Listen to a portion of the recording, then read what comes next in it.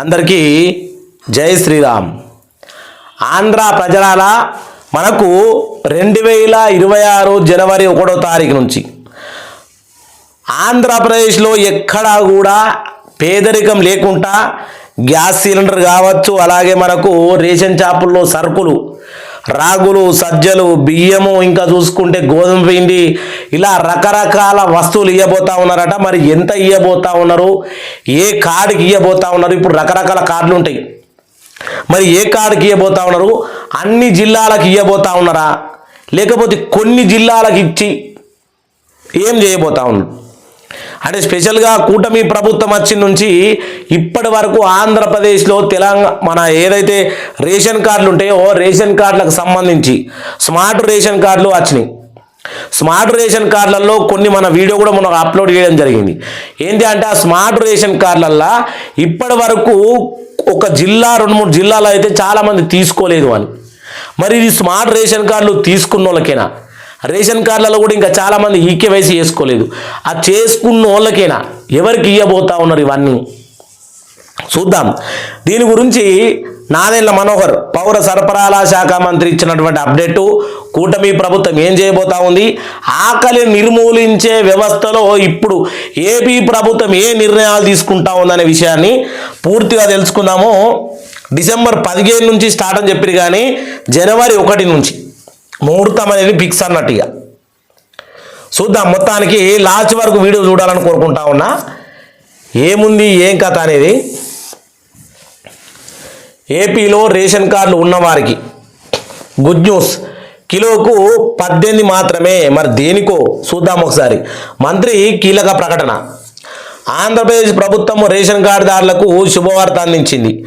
జనవరి 1 నుంచి అంటే మనకు కొత్త సంవత్సరం నుంచి అన్నట్టు 1 నుంచి బియ్యంతో పాటు రాగులు, గోధుమ పిండి, ఇక రేషన్ షాపుల్లో తద్వారా పంపిణీ చేయనున్నట్లు పౌర సరఫరాల శాఖ మంత్రి నాదెండ్ల మనోహర్ తెలిపారు. ఈ కొత్త సరుకులను పంపిణీ చేసేందుకు కేంద్ర అంగీకారం తెలిపింది. జనవరి నుంచి బియ్యం బస్తాల పైన క్యూఆర్ కోడ్, అలాగే ట్యాగుల ద్వారా పంపిణీ చేయనున్నట్లు మంత్రి వెల్లడించారు.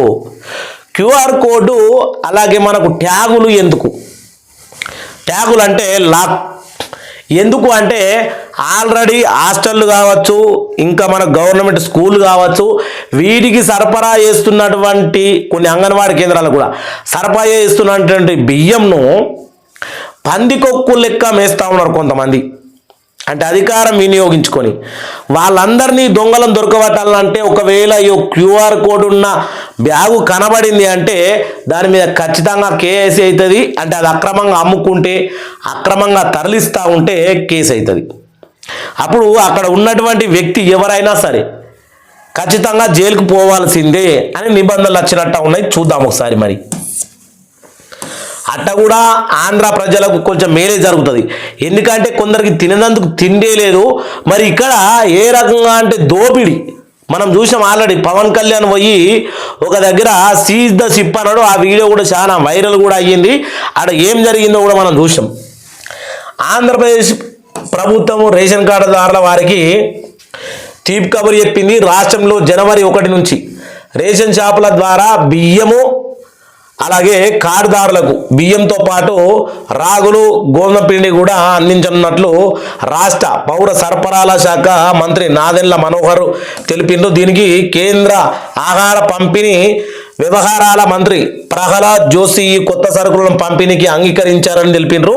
దీనికి సంబంధించి నాదెండ్ల మనోహర్ కేంద్ర మంత్రితో ఢిల్లీలో సమావేశమైనరట. నవంబర్ నుంచే కొన్ని జిల్లాల్లోకి ఈ ప్రయోగాత్మకంగా పంపిణీ కూడా వచ్చిందట. నవంబర్ నుంచి, మనకు డిసెంబర్ అని చెప్పి నవంబర్ నుంచి వచ్చింది. అప్పటి నుంచి చేస్తూ ఉన్నారు. ఇప్పటికీ పలు జిల్లాల్లో 3 కేజీల చొప్పున రేషన్ షాపుల్లో రాగులు పంపిణీ చేస్తూ ఉన్నారు. మరి మిగతా జిల్లాలలో ఎందుకు చేస్తలేదు అంటే ఆంధ్ర ప్రజలు అందరూ ఒకటే కదా. ఆంధ్ర ప్రజలు అందరూ ఒక్కటేస్తేనే ఈరోజు టీడీపీ కావచ్చు, జనసేన కావచ్చు, బీజేపీ కావచ్చు కూటమి ప్రభుత్వంగా ఏర్పడింది. మరి కొన్ని జిల్లాలకే ఎందుకు వీళ్ళు పంపిణీ చేస్తూ ఉన్నారు? కొత్త సంవత్సరం తర్వాత అప్పుడు ఆంధ్రప్రదేశ్ మొత్తం అంతటా పంపిణీ చేస్తారట. రేషన్ షాపుల్లో రాగుల పంపిణీ చేస్తూ ఉన్న సంగతి తెలిసింది. అయితే గోధుమ పిండి, గతంలో 18 రూపాయలకే రేషన్ షాపులలో ఇచ్చిండ్రట, ఇప్పుడు బంద్ చేసిండ్రు. మళ్ళీ ఈసారి కూడా అదే ధర ఉండొచ్చు అని అంటా ఉన్నారు. ఈసారి గోధుమ పిండి స్టార్ట్ చేయబోతా ఉన్నారట. గోధుమ పిండి అది కూడా 18 రూపాయలకే కిలో. కేజీ 18 రూపాయల కంటే ఒకసారి మీరు ఆలోచన చేసుకోవాలా ఎన్ని మనకు మిగులుతాయి అంటే, బయట ఒక కేజీ గోధుమ పిండి 45 నుంచి 50 రూపాయలు ఉన్నది, అది 18 రూపాయలకి దొరుకుతుంది అంటే చాలా మంచిదే. పీడిఎఫ్ బియ్యం బస్తాలను క్యూఆర్ కోడ్ ట్యాగ్ ఆధారంగా జనవరి నుంచి అందజేస్తామంటా ఉన్నారు. అట్లే మంత్రి నాదెళ్ల మనోహర్ ఈ మేరకు క్యూఆర్ కోడ్ అంటే బియ్యము అక్రమ రవాణాకు అడ్డుకట్ట పడుతుందని, పాఠశాల అలాగే హాస్టల్లో మధ్యాహ్న భోజనం కోసము సరఫరా చేసే బియ్యము బస్తాలపైన ఇప్పటికే ఈ విధానం అమల్లో ఉందని మంత్రి తెలిపినటువంటి విషయం. ఈ యొక్క కొత్త విధానం ద్వారా పారదర్శక పెరుగుతుందని, అర్హులైనటువంటి లబ్ధిదారులకు సకాలంలో సరుకులు అందుతాయని చెప్పుకొస్తా ఉన్నాడు ఈ యొక్క నాదెళ్ల మనోహర్ గారు. దీనికి సంబంధించి మనకి ఇప్పటికీ రాష్ట్రంలో ఏం జరిగింది, ఎక్కడెక్కడ ఎన్ని వేల టన్నులు నిల్వలు ఉంచిర్రు, వడ్లు కొన్నారు, అలాగే బియ్యం ఉన్నాయి, ఏ రకమైనటువంటి వ్యవహారం నడుస్తూ ఉంది అంటే, రాష్ట్రంలో రేషన్ బియ్యం నిల్వ కోసము ఎస్సీఐ నుంచి అనదపు గోదాంలు ఏర్పాటు చేయడానికి కేంద్రం అంగీకారం తెలిపింది.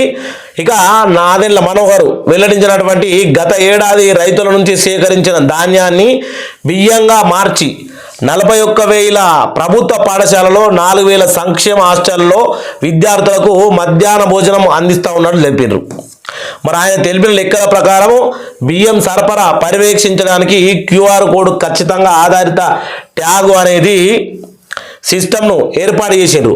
ఈ విధానం ద్వారా బియ్యం అక్రమంగా రవాణాకు అరికట్టవచ్చని మంత్రి తెలిపినారు. తాము విజయవంతంగా అమలు చేస్తున్న ఈ విధానం గురించి కేంద్రానికి నివేదిక ఇచ్చారట.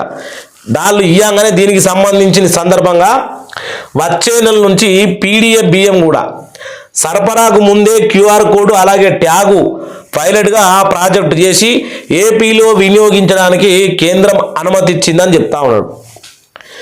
దీని గురించి మనం మొత్తం చూసుకుంటే ఇప్పటి నుంచి పందికొక్కులకు బియ్యం అనేటివి దొరకాయి. దొంగలు ఎవరైతే ఉన్నారో ఇప్పుడు మనకు కొన్ని హాస్టళ్ళు మెయింటైన్ చేసే ప్రభుత్వ ఉద్యోగులు కావచ్చు, సరఫరా చేసే రేషన్ షాపుల్లో రేషను డీలర్లు కావచ్చు, ఇంకా ఎవరైనా ఇందులో కొంతమంది మంత్రులది ఎమ్మెల్యేలది వీళ్ళకు జీతాలు చాలై పబ్లిక్ దగ్గరికి వెళ్ళి దోసుకునే పైసలు చాలై ఈ రకంగా మధ్యతరగతి కుటుంబంకు వచ్చే బియ్యాన్ని కూడా దోసుకుంటారు. కాబట్టి ఈ నిర్ణయం తీసుకున్నట నాదెళ్ల మనోహర్ కూటమి ప్రభుత్వం. మరి మీ అభిప్రాయం ఎలా ఉంది? మనకి ఈ విధంగా ఉంటే కరెక్టేనా? అన్ని కరెక్ట్గా అందుతున్నాయా లేదా అని కూడా మీరు కామెంట్ చేయాలని కోరుకుంటా ఉన్నా. ఎందుకంటే ప్రభుత్వాలు చాలా గొప్పలు చెప్పుకుంటాయి, చేసేది మేమంతా బాగానే అని.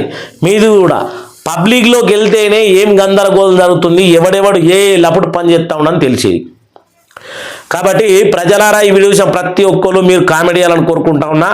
అందరికీ జై శ్రీరామ్, జై ఆంధ్ర, జై జై ఆంధ్ర.